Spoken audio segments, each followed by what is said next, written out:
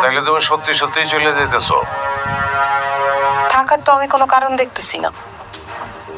কোনো কারণই নাই? না, নাই। কারণ তোমার পরিষ্কার ভাবে বোঝা যায় না। তুমি এক সময় তো ফজল সাহেবের হয়ে কাজ করো, আর এক সময় হারুনুর রশিদের হয়ে কাজ করো। তুমি তো দুই মুখা সাপ। তোমার তো আমি বুঝতেছি না। মানুষ বুঝবো কই থেকে? তার উপর আরেকটা ছেলের নিয়ে এসো, সারাক্ষণ তোমার মামা মামা মামা করতেছে। জিজ্ঞেস করলাম, বললা সে তোমার আপন ভাইগনা না। তাহলে সে তোমার কেমন ভাইগনা? আসলে কি ভাইগনা? কোনো কিছুই তো তুমি বুঝাই কইতে পারতেছো না।